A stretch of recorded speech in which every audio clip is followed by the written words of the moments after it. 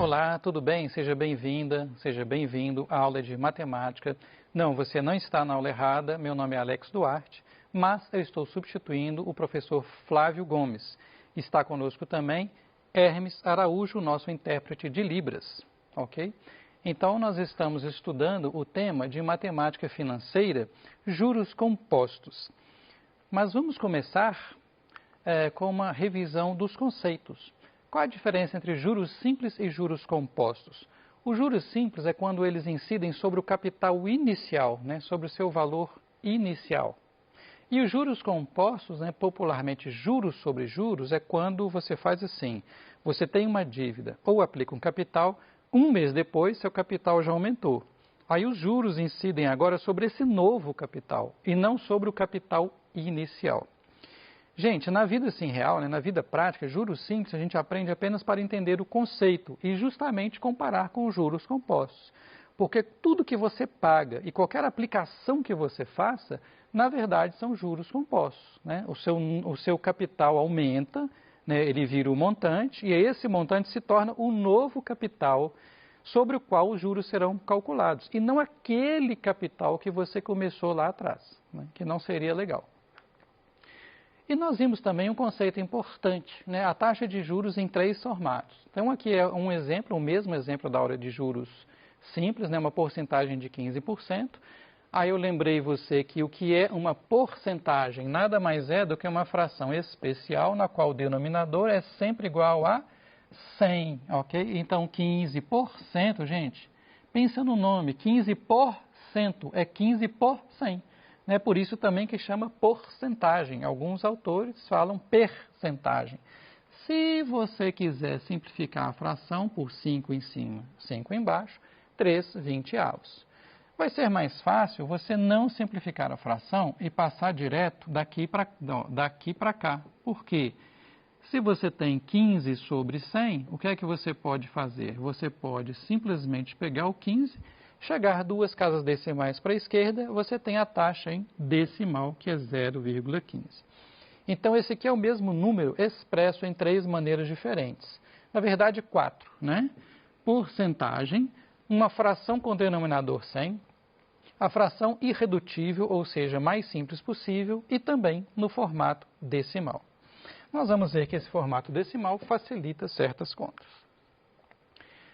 No PET 7 diz assim: no sistema de juros compostos, deve-se calcular os juros no fim de cada período, formando um montante sobre o qual se calculam os juros do período seguinte. Entendeu? Então, o que ele quis dizer? Esse montante, que é seu capital aumentado, passam a ser o novo capital para efeito do cálculo dos próximos juros, até esgotar o tempo de aplicação, o que chamamos de juros sobre juros. Perfeito?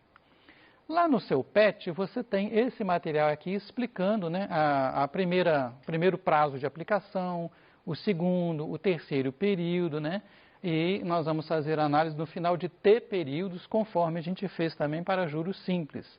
Mas eu gostaria de te oferecer uma outra maneira de pensar nesta fórmula. Tá? Então, o que nós vamos fazer?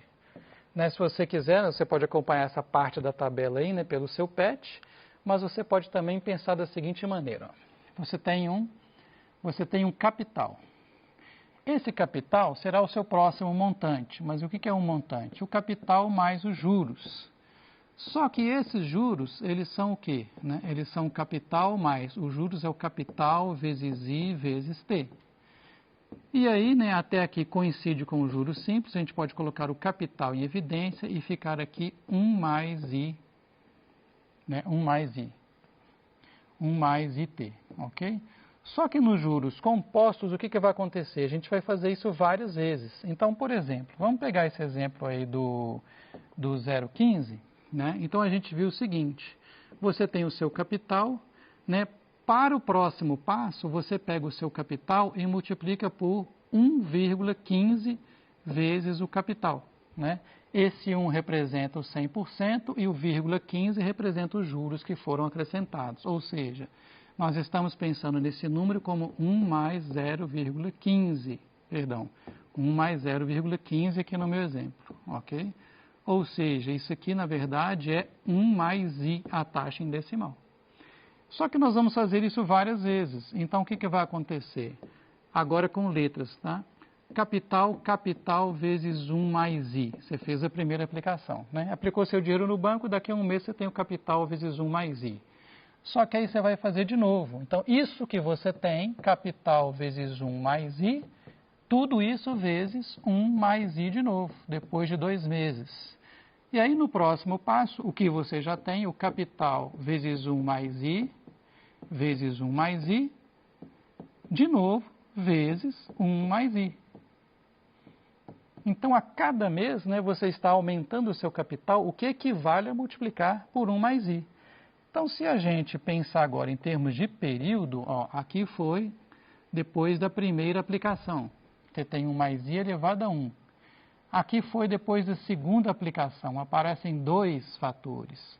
Aqui foi depois da terceira aplicação, aparecem 3 fatores. Se você, portanto, quiser generalizar isso, como é que fica, né? O seu montante vai ser o capital multiplicado por 1 mais I quantas vezes? Você viu lá que ele falou que são T períodos, então 1 mais I vezes 1 mais I, vou até escrever aqui, ó, 1 mais I vezes 1 mais I vezes 1 mais I, esse fator aqui aparece T vezes, são T fatores. Então, no final das contas, literalmente ficou assim, capital vezes o número vezes ele, vezes ele, vezes ele, T vezes é 1 mais I elevado a T. Foi isso que ele fez na tabela, gente. Só que ele fez a primeira vez, a segunda, a terceira, para depois, no final, ele deduzir esta fórmula geral. Perfeito? Muito bem. Então, nós temos essa fórmula dos juros compostos, C, que multiplica 1 mais I elevado a T. Vamos lembrar? M montante, C capital, I é a taxa em decimal, então se for 15% é 0,15, e o T é o período, né, quantidade de prazos, né? Lembrando que a taxa e o período têm que ser compatíveis. Se a taxa é mensal, você tem que colocar o período em meses. Alex, e se o período não estiver em meses, estiver em trimestres, em anos, converta para meses, por favor. Você sempre converte o T e não o I. E aqui, né, se você gosta de fórmulas, eu gostaria de fazer uma observação interessante comparando as duas. Fórmula dos juros simples versus a fórmula dos juros compostos. Nós vimos na aula de juros simples que a fórmula é montante é capital vezes 1 mais IT. E nos juros compostos, acabamos de ver que o montante é capital vezes 1 mais I elevado a T. Isso pode te ajudar a lembrar, tá? É como se na fórmula dos juros simples, para os juros compostos, você tirasse esse T aqui, né? E do lado de fora ele vira uma potência, tá? Claro que isso que eu estou falando é só um truque, tá? Para te ajudar a lembrar da fórmula. Dos juros simples para os juros compostos, você tira o T de dentro do parênteses e coloca ele aqui em cima, ó. Né? Então, o T que estava lá multiplicando o I do lado de dentro, ele vira uma potência do lado de fora. Tá? Isso é só um truque, tá, gente? Para te ajudar a lembrar da fórmula. Né? As fórmulas colocadas dessa maneira são bem parecidas. Exemplo 1, que está no PET 7, semana 4, página 23. Exemplo mesmo, tá, gente? Está no texto. Um capital de 50 mil foi aplicado a taxa de 2% ao mês durante 4 meses. Após esse período, qual é o valor do montante? Ou seja, quanto que você vai resgatar? Resolva essa situação usando o sistema de juros simples e o sistema de juros compostos. Muito bem, vamos analisar o que está lá no PET. Olha só, gente, primeira coisa importante, tá? Coloca seus dados. Então, colocou aí, ó, o capital, 50 mil. Essa aqui é a solução de juros simples, tá, gente? A taxa 2%, o que nós estamos fazendo aqui o tempo todo? 2% na forma de fração é 2 sobre 100, que é 0,02 ao mês. A taxa, então, no formato decimal. O tempo de 4 meses, aí você vai observar, por favor, que o tempo e a taxa estão compatíveis, perfeito? Se ele tivesse falado um trimestre, né, que são 4 meses, você ia converter para 4. E aí ele aplicou a fórmula, só que ele fez separadamente, tá? Ele calculou os juros primeiro. Juros são capital vezes I vezes T. Então, deu 50 mil, que é o capital, a taxa é 0,02 e o tempo é 4. Calculou que os juros são de 4 mil. Bom, mas se você aplicou 50 mil e rendeu 4 mil, agora é só somar, né? montante, capital mais juros. Ou seja, 50 mil mais 4 mil, qual que é a resposta final? 54 mil reais. Né? Você não vai achar essa aplicação em nenhum banco, felizmente, né? Porque não é juros simples. Não são juros simples, são juros compostos. Agora, com juros compostos, né, o capital é o mesmo, a taxa é a mesma, o período é o mesmo, o período já está compatível com a taxa, o que muda é a fórmula. Então, ó, muita atenção aí, ó. C vezes 1 mais I elevado a T. Então, ó, o capital é 50 mil, está aqui. O I, na forma decimal, é 002. E o Tzinho, né, que está aqui, é 4. Qual operação você faz primeiro? Bom, você soma lá dentro dos parênteses, né, tem os parênteses. Então, o que foi feito aqui? Foi feito o seguinte, ó. 1 mais 0,02 deu 1,02. Próxima operação, produto ou potência? Potência tem preferência sobre o produto. Então, agora nós devemos fazer 1,02 elevado a 4. Como que faz isso, Alex? Na marra. Né? Você vem aqui e faz, por exemplo, ao quadrado 1,02 vezes 1,02. Aqui deu 204, 000, 102. Então, aqui deu 40401. Então, esse aqui é 1,02 ao quadrado. Multiplica por 1,02 de novo e multiplica por 1,02 de novo. Então, 1,02 elevado a 4 vai dar 1,0824. Vezes 50 mil deu R$ 54.121,61, arredondando. Tá? Bom, comentário, né? Se a gente voltar lá na outra solução, juros simples, 54 mil. Juros compostos, 54.121,61. É claro, gente, que os juros compostos sempre vão dar mais do que os juros simples, a menos que o prazo seja de um mês só. Né? Aí, claro que vai coincidir. Por quê? Nos juros simples, né, os juros são sempre relativos a 50 mil. Nos compostos, não. Você aplicou 50 mil, depois de um mês, seu capital já aumentou e os juros vão incidir já sobre o capital aumentado. Né? No mês seguinte, a mesma coisa. Seu capital já aumentou de novo, os juros incidem sempre sobre o novo capital. Então, para períodos, né, o PET fala isso, para períodos maiores do que, né, uma vez o seu prazo, no exemplo, maiores do que um mês, sempre os juros compostos vão ganhar dos juros simples. Cuidado que isso é verdade para a dívida também, tá? Então, uma sugestão, né, se você usa cartão de crédito, se possível, tente pagar sempre o total da fatura. Por quê? Se você ficar devendo, vão incidir juros sobre o saldo devedor. E esses juros são juros sobre juros. Né? Então, se você esperar muito, né, você vai acabar pagando muito de juros. E essa taxa no Brasil é uma taxa bem alta, ok? Então, se você não puder pagar tudo da sua fatura do cartão de crédito, pague o máximo que você puder sem te apertar, para você evitar os juros, porque são juros sobre juros. Muito bem, aqui eu tenho que te mostrar as 4 situações, né? Isso finaliza a nossa aula. Então, olha só, nós temos 4 conceitos, 4 letras. C de capital, I de taxa, T de prazo ou período e M de montante. Então, o que o problema pode fazer? Ele sempre vai te dar 3 desses valores e perguntar o 4º valor. Perfeito? Então, situação 1, ele vai te dar o capital, aqui no exemplo R$ 1.000, a taxa, 2% ao mês, o prazo, 1 trimestre, e pede para você calcular o montante. Essa é a situação 1, perfeito? Então, anotei aqui. Vamos usar a fórmula, então. Ó. O montante vai ser, então, capital vezes 1 mais I elevado a T. Agora, cuidado com as pegadinhas, tá? Primeira coisa, a taxa não está em decimal. Observe que ela está em porcentagem, mas é fácil, olha só. O I é 2%, que equivale a 2 sobre 100. Então, chegando a vírgula para a esquerda, você chega à conclusão que o I é 0,02. Então, primeira coisa é você usar a taxa nesta fórmula sempre no formato decimal.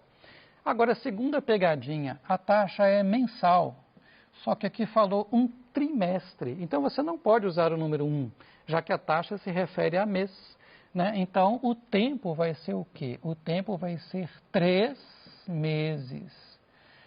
Gente, muito cuidado para não confundir, tá? Porque taxa começa com T, só que T aqui é tempo, perfeito? Então, vai ficar assim, ó. A sua conta final vai ficar M igual a 1.000 vezes 1 mais 0,02 elevado ao cubo, ok? Não vou fazer esta conta, é só para a gente ver um raciocínio. Perfeito? Você já sabe que aqui nos parênteses vai dar 1,02. Bom, o segundo raciocínio, qual seria? O segundo raciocínio é quando te dá o montante, o prazo, o período e a taxa e te pede o capital. Como que fica nesse caso, então? A fórmula é sempre a mesma. Gente, aquela conta lá ia dar esse valor aí, tá? 1.061,21. Eu estou fazendo sempre com os mesmos valores para você se situar, ok? Então, o montante vai ser C vezes 1 mais I elevado a T, ok? 1 mais I elevado a T. Então, vai ficar assim, ó, montante, 1.061,21. Capital é o que você quer saber. 1 mais a taxa é a mesma, 0,02 elevado ao cubo, ok? Como você quer o capital, o que você pode fazer? Você pode dividir os dois lados por esse valor aqui, ó. 1 mais 0,02 elevado ao cubo, 1 mais 0,02 elevado ao cubo. Para cortar, e aí você consegue isolar o capital. O capital é 1.061,21 sobre 1,02 elevado ao cubo. Ok? Terceira situação possível. Estou complicando aos poucos. Ele te dá o capital, ele te dá o tempo, ele te dá o montante e pede a taxa. Bom, então a mesma coisa, né? M igual a C vezes 1 mais I elevado a T. Olha como que vai ficar. 1.061,21 igual a 1.000 vezes, ele quer a taxa, né? 1 mais I, a taxa vai sair em decimal, tá, gente? Um trimestre são 3 meses. Vou dividir ambos os lados por 1.000, tá? 1.000 e 1.000, para quê? Para cortar o 1.000. E aqui a gente chega a vírgula para a esquerda, 1,06121 igual a 1 mais I elevado ao cubo. E agora? Agora você vai pegar e vai tirar a raiz cúbica dos dois lados. Vai tirar a raiz cúbica. Por quê? Vai cortar aqui, ó. Então, em seguida, o que é que você vai ter, né? Ficou assim, ó, 1,06121 igual a 1 mais I, igual a 1 mais I, perfeito? Ok, raiz cúbica disso aqui.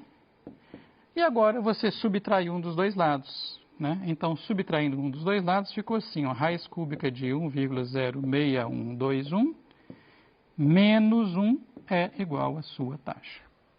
Né? Em geral, se você estiver fazendo isso em casa, por exemplo, você pode querer usar uma calculadora científica. O último caso é esse aqui, ó. Te deu o capital, a taxa, perguntou o prazo e te deu o montante. Vamos lá. Montante é C vezes 1 mais I elevado a T. Então, ficou assim, ó. 1.061,21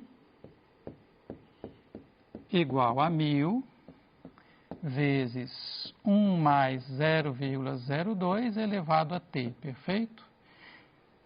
Dividindo tudo por 1.000, a gente já sabe que o lado esquerdo, né, chegando a vírgula para lá, vai dar 1,06121, como antes. Só que o lado direito, olha só o que ficou. Ficou 1,02 elevado a T. Agora a sua variável está na potência. Como que se resolve isso? Bom, a única maneira é você usar um logaritmo.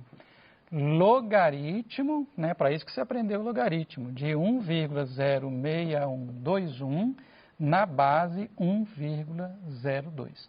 Repare que esse é o caso mais complicado de todos, tá? Então, eu fui em ordem crescente de complexidade. Nesse caso, ou você usa uma calculadora científica, né, ou você usa uma calculadora financeira, né, que você já entra o capital, o montante, a taxa, ele já te dá o prazo diretamente, ok? Se for uma questão do Enem, ele vai te dar lá o que você precisar, o logaritmo que você precisar, a potência que você precisar, a raiz que você precisar. Essas aqui são as nossas referências. Com isso, terminamos essa parte aí de matemática financeira, juros simples e compostos. Muito obrigado, um grande abraço ao professor Flávio Gomes.